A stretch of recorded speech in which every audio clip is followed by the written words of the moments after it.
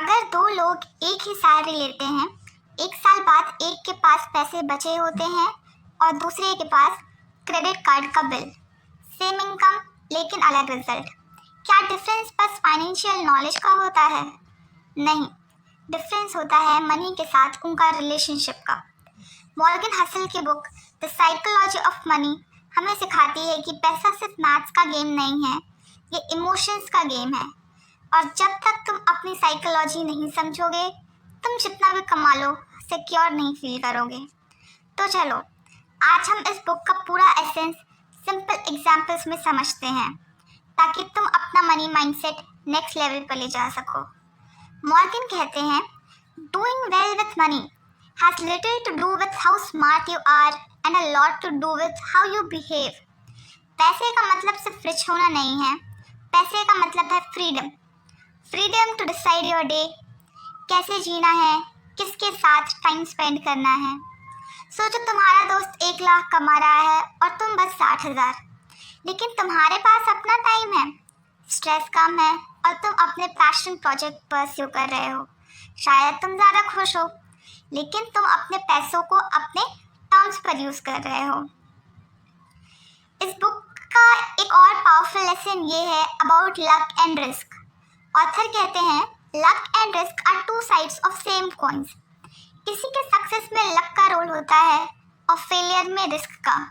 इसलिए कभी भी किसी एक इंसिडेंट से अपना पूरा जजमेंट मत बनाओ। जैसे कि बिल गेट्स के स्कूल में कंप्यूटर था, जबकि दुनिया के 99% स्कूल में नहीं था। ये उनका लक था। इसलिए सक्सेस में ह्यूमिलिटी रखो, फेलियर में एम्पैथी रखो। ऑथर हमें बताते हैं एक मनी के इनफ होने के बारे में। कितना पैसा काफ़ी है? अगर तुम अपनी डेफिनेशन क्लियर नहीं करते, तो तुम हमेशा रेस में भागते रहोगे। एनरॉन एक टॉप एग्जीक्यूटिव्स मिलियंस में कमा रहे थे, लेकिन ग्रीड में उन्होंने इलीगल काम किया और सब कुछ खो दिया। कंपैरिजन का कोई एंड नहीं है। अपने लिए एक इनफ डिफाइन करो, ये सबसे ज़्यादा ज़रूरी है। ऑथर हमें इस बुक में कंपाउंडिंग के मैजिक के बारे में भी बताते हैं। वॉरेन बफेट ने अपनी ज़िंदगी का 99% वेल्थ 50 साल के बाद बनाया। क्यों? क्योंकि कंपाउंडिंग का मैजिक टाइम लेता है। बुक का मंत्र है, good investing is not about making great returns. It's about making pretty good returns that you can stick with for the longest period of time. जैसे अगर तुम 10,000 रुपये इन्वेस्ट करते हो 12% एनुअल रिटर्न पर, तो 30 साल बाद वो पैसे 30 लाख बन जाएंगे, सिर्फ टाइम और पेशेंस की वजह से। ऑथर हमें इस बुक में सेविंग के बारे में भी बताते हैं। फाइनेंशियल फ्रीडम का सबसे अंडररेटेड स्किल है सेविंग। तुम कितना इन्वेस्ट करते हो उससे ज़्यादा इम्पॉर्टेंट है तुम कितना बचा पाते हो, क्योंकि सेविंग तुम्हारे कंट्रोल में है। मार्केट के अप्स एंड डाउन्स तुम्हारे कंट्रोल में नहीं है। जैसे एक बंदा 15% रिटर्न्स लाने में एक्सपर्ट है, लेकिन सेव ही 5,000 करता है, और एक बंदा एवरेज 8% रिटर्न लाता है, लेकिन सेव 20,000 करता है। गेस कौन ज़्यादा वेल्दी होगा? ऑब्वियस है। बुक का एक सरप्राइजिंग लेसन है, तुम्हें हमेशा रेशनल नहीं, कभी कभी रीजनेबल होना चाहिए।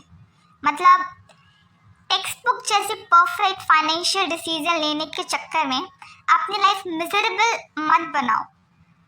अगर तुम्हारे पास लोन 8% इंटरेस्ट पर है और तुम्हारे इन्वेस्टमेंट 10% रिटर्न दे रही है, रेशनल चॉइस होगा इन्वेस्ट करते रहना, क्योंकि you are still in 2% profit.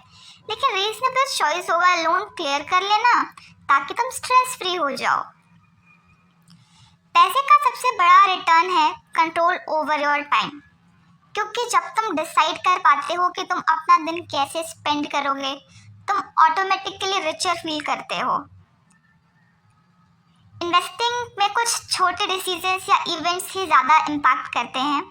Stock market में 100 इन्वेस्टमेंट में से सिर्फ 5 ही तुम्हें मेजर रिटर्न्स देंगे, इसलिए पेशेंस रखो और हर छोटी फ्लक्चुएशन पर रिएक्ट मत करो। ऑथर हमें बताते हैं कि इस पूरे कहानी में तुम अकेले नहीं हो, हर किसी की मनी स्टोरी अलग है।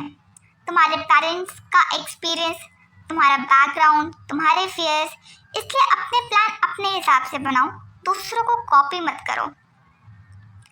फाइनल लेसन्स में हमें ये देखने को मिलता है कि पहले तो सेव एग्रेसिवली, दूसरा अवॉइड अननेसेसरी रिस्क, तीसरा कंपाउंडिंग को टाइम दो, चौथा इनफ, अपना एक इनफ डिफाइन करो, पांचवा अपने टाइम पर कंट्रोल रखो।